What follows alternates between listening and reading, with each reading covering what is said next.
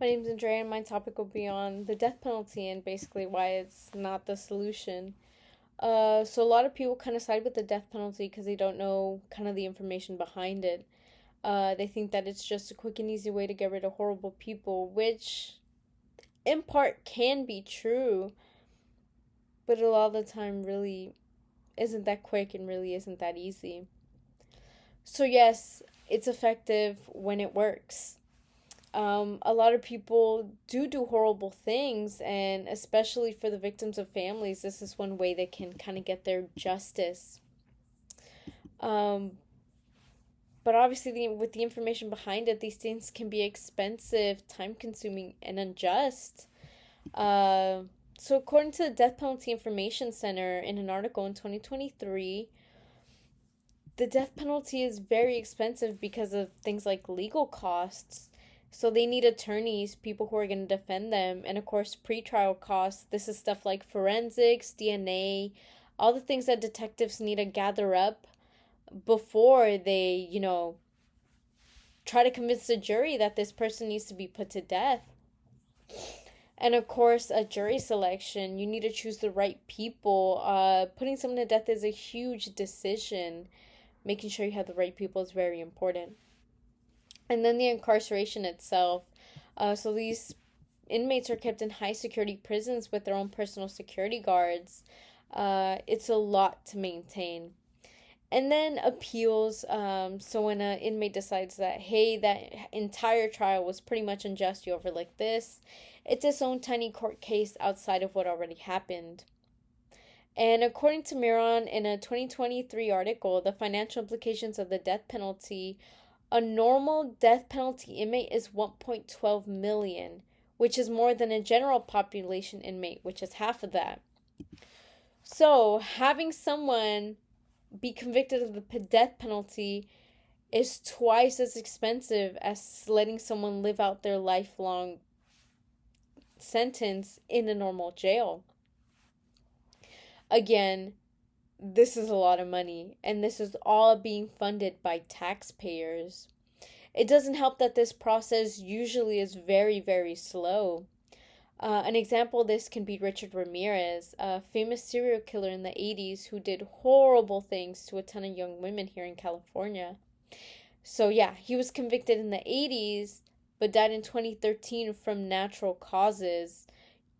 He was a death row inmate and died naturally with no execution, no nothing. So, like I said, it's so much money and effort being put into these inmates, and sometimes things don't even work out because it takes so long for this process to roll. And of course, on the darker side, a lot of people are killed unjustly.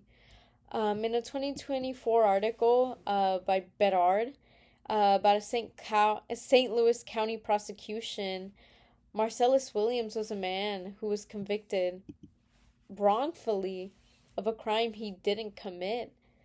Um, he was an African American man. Of course, like Richard Ramirez, this happened a long time ago. And there was no DNA testing, nothing but someone else's words. And because the death penalty is racist systematically, he was put to death. And things were revealed, and they did new investigations. They couldn't find any evidence of him even being there on scene. Yet, because that decision was made so long ago by people who were basically racist, he was still executed and murdered. And of course, this is just one case, but these things happen and they're horrible. But like I said, the death penalty is racist, and these things happen. They're normalized when they shouldn't be. And of course, these things are horrible. So, how do we stop this? With the laws in place, we would need to just pass legislation and different laws that would either change what's happening or completely abolish it. Um, Kind of just changing what we have now and not letting things happen so smoothly and letting things, you know, just pass without second thought will help this entire situation. And then, of course, what will it look like if we don't pass legislation?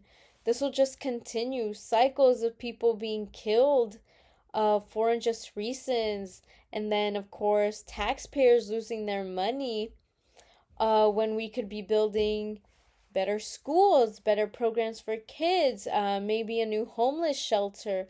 So many other programs could be helped with this money rather than it being used on a criminal who wouldn't last as long as he would in a normal prison than on death row, honestly.